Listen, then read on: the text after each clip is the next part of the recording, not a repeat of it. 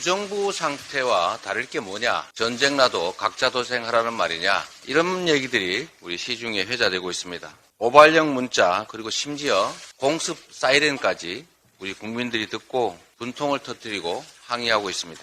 정작 혼란과 불안을 초래한 정부는 누구 하나 책임지는 사람이 없습니다. 오세훈 서울시장은 안전에는 과잉 대응이 원칙이라는 이해할 수 없는 엉뚱한 변명을 내세우고 있습니다. 과잉 대응과 보호 대응은 완전히 다른 겁니다. 북핵을 머리에 이고 사는 우리에게 연습이란 없습니다. 한 번의 실수가 곧바로 돌이킬 수 없는 재난으로 이어질 수 있기 때문입니다.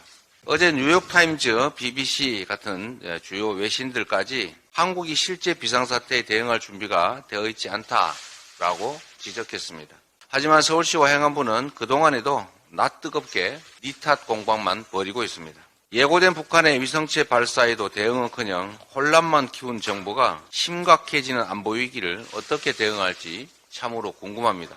윤석열 대통령은 국민 불안과 불신을 초래한 이번 사태에 대해서 엄중한 책임을 즉각적으로 물어야 합니다.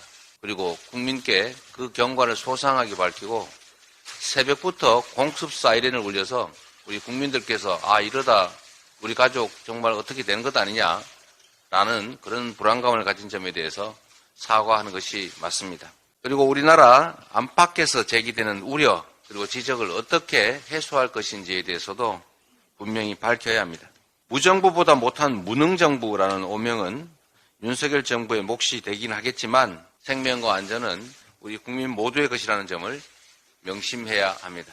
코로나가 남긴 상처가 깊고 그 여파가 계속되고 있습니다. 1호 공약이 무색하게 대통령은 소상공인의 온전한 손실 보장을 지키지 않았습니다. 고금리로 인한 가계부채와 연체율 연일 상승 중입니다.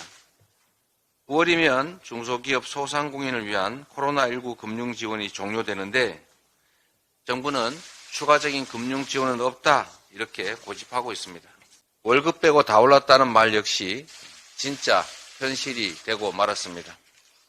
코로나가 확산하던 2021년 그리고 22년 이 동안에도 작게나마 상승했던 실질임금이 이제 가파른 물가 상승을 따라잡지 못하고 있습니다.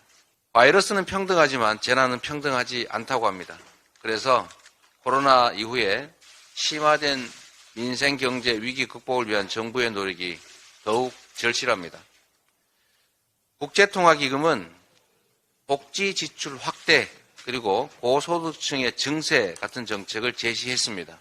그런데 윤석열 정부는 초부자 특권 감세라는 거꾸로 정책을 시행해 왔을 뿐만 아니라 며칠 전에는 갑자기 복지 축소 정책을 들고 나왔습니다. 제가 지방자치단체를 몇 년간 경험했지만 중앙정부와 지방정부의 복지정책을 통폐합한다는 얘기는 제가 참 듣기가 민망했습니다.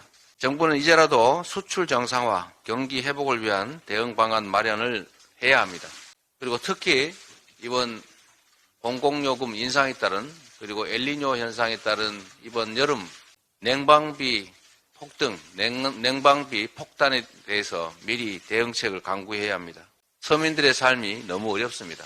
서민들의 삶을 지원하고 이 불확실해져가고 점점 침체되는 경제를 살리기 위한 특단의 대책, 추경도 반드시 검토해야 된다 말씀을 드립니다. 이상입니다.